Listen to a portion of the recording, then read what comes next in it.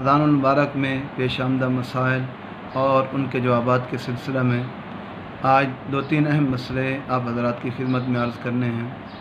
سب سے پہلا مسئلہ روزے کی حالت میں بلغم کے متعلق عرض کرنا ہے۔ یاد رکھیں، روزے کی حالت میں روزہ دار آدمی اگر خود بخود بلغم کو باہر نکال دے، تھوک دے، جیسے کہ اکثر لوگ کرتے ہیں، تو اس سے روزہ نہیں ٹوٹتا۔ بلغم خارج کرنے سے، باہر پھینکنے سے روزہ نہیں ٹوٹتا۔ اور اسی طرح بلغم کے متعلق ایک مسئلہ یہ بھی ہے کہ اگر کھانسی کے ساتھ بلغم خود بخود منہ میں آ جائے تو اس کو بھی باہر پھینک دینا چاہیے، اس کو نگلنا نہیں چاہیے، اس لیے کہ اگر بلغم کھانسی کے ساتھ منہ میں آیا اور وہ بلغم زیادہ ہو، اس کی مقدار زیادہ ہو، تو اگر اس کے بعد آپ جان بوجھ کر کے اپنے اختیار ارادے سے دوبارہ اس کو نگل جاتے ہیں، اندر لے جاتے ہیں، تو ایسا کرنا مکروہ ہے۔ اور بعض حضرات نے تو یہاں تک فرمایا کہ اس صورت میں روزہ ٹوٹ جاتا ہے، لہذا ایسے عمل سے گریز کریں، یعنی اگر بلغم آ گیا ہے تو اس کو باہر تھوک دینا چاہیے، اس کو دوبارہ نگلنا نہیں چاہیے۔ دوسرا مسئلہ جو آج عرض کرنا ہے وہ یہ ہے کہ آپ نے ایک آدمی کو دیکھا کہ وہ روزہ دار ہے اور بھول کر کے وہ کچھ کھا رہا ہے یا پی رہا ہے، تو اب دیکھنے والے کی اس وقت کیا ذمہ داری ہے؟ فوراً اس کو یاد دلائے، تنبیہ کرے، یا جو ہے اس میں کچھ اور تفصیل ہے؟ تو اس کے بارے میں یاد رکھیں، اگر جو آدمی روزے دار ہے، بھولنے والا ہے، وہ جوان آدمی ہے، تندرست ہے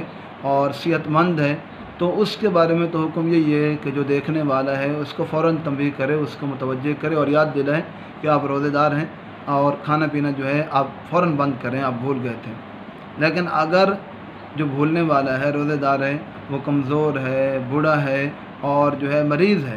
تو اس صورت میں اب آپ کو فوراً بتانا ضروری نہیں ہے، یعنی اس بات کی گنجائش موجود ہے کہ آپ اس کو کچھ کھانے دیں یا کچھ پینے دیں، کیونکہ وہ تو ویسے ہی بھول کر کے کھا یا پی رہا ہے، اس کا روزہ تو اس لیے نہیں ٹوٹے گا، اور یوں کہیں اللہ تعالیٰ کی طرف سے ایک یعنی اس کو کھلانے پلانے کی ایک صورت پیدا ہو گئی ہے، تو لہذا اگر آپ اس صورت میں اس کو فوراً یاد نہ بھی دلائیں تو اس بات کی گنجائش موجود ہے۔ لیکن اگر کوئی یاد دلانا چاہے تو وہ بھی ناجائز یا منع نہیں ہے، یاد بھی دلا سکتے ہیں، لیکن اگر یاد نہ دلائیں تو اس کی بھی گنجائش موجود ہے۔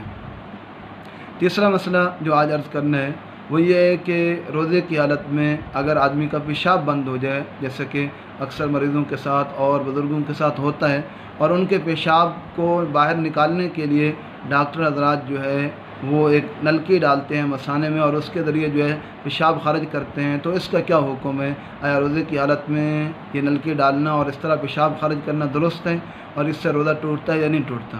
تو یاد رکھیں، اگر ضرورت پیش آ جائے پیشاب خارج کرنے کی تو یہ نلکی ڈال کر کے پیشاب خارج کیا جا سکتا ہے، اس سے روزہ نہیں ٹوٹتا۔ اور اس کی وجہ وہی ہے جو پہلے عرض کر چکا ہوں، چونکہ مثانے اور پیٹ کے درمیان کوئی راستہ نہیں ہے، یعنی ایسا نہیں ہے کہ مثانے میں ڈالی ہوئی وہ نلکی پیٹ تک پہنچ جائے گی، ایسی بات نہیں ہے، لہذا اگر ضرورت ہو تو یہ نلکی ڈال کر کے پیشاب خارج کیا جا سکتا ہے اور اس سے روزہ نہیں ٹوٹے گا۔ آخری مسئلہ جو آج عرض کرنا ہے وہ یہ ہے کہ خواتین کو ہر رمضان میں ایک مسئلہ پیش ہوتا ہے، وہ یہ ہے کہ ان کی جب طبیعت خراب ہوتی ہے، ماہواری ہوتی ہے اور مینسز آتے ہیں، تو وہ چونکہ ان دنوں میں روزہ نہیں رکھ سکتی، تو اکثر خواتین یہ کہتی ہیں کہ اس وقت ہم روزہ نہیں رکھ سکتی عذر کی وجہ سے، اور پھر بعد میں مصروفیات کی وجہ سے اور بعض اوقات سستی کی وجہ سے ہم سے روزوں کی قضا نہیں ہو سکتی، اور بعض اوقات ایسا بھی ہوتا ہے کہ سارا سال ہو جاتے ہیں اور پچھلے روزوں کی قضا ابھی تک باقی ہوتی ہے۔ تو اگر ہم ایسا کر لیں کہ ادویات کھا کر کے، دوائیاں کھا کر کے، گولیاں یا ٹیکہ لگوا کر کے ان اس خون کو ماہواری کے اور مینسز کے خون کو اگر ہم روک دیں اور ہم اپنے روزے پورے کر لیں، تو اس بارے میں شریعت کا کیا حکم ہے؟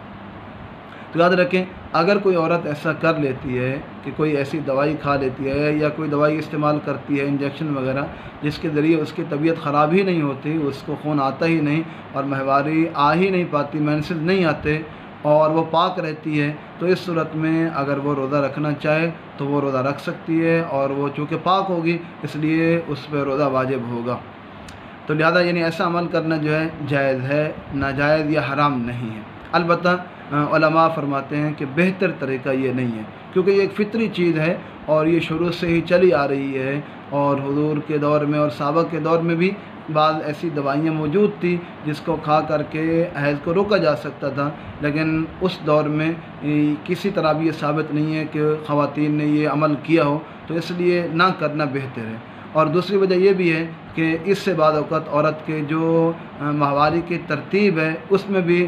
رد و بدل ہوتا ہے، گڑبڑ ہوتی ہے، اور خون کی جو ہے مقدار اور خون کے ایام جو ہے آگے پیچھے ہوتے ہیں، پریشانی کا باعث ہوتا ہے، تو اس لیے اگر نہ کیا جائے تو بہتر ہے۔ لیکن یاد رکھیں یہ مسئلہ یہ مشورے کی حد تک ہے، نہ کرنا۔ مسئلہ وہی ہے جو پہلے عرض کر دیا گیا کہ اگر کوئی عورت استعمال کرتی ہے وہ دوائی اور اس کی وجہ سے اس کو ماہواری نہیں آتی، حیض نہیں آتا، تو وہ شرعاً پاک سمجھی جائے گی اور وہ روزہ رکھے گی اس صورت میں، اور اگر کوئی عورت وہ دوائی کھانا چاہے تو ایسا کرنا جائز ہے۔ اللہ تبارک و تعالیٰ سے دعا ہے کہ اللہ تعالیٰ ہمیں دین کے مسائل سیکھنے اور ان پہ عمل کرنے کی توفیق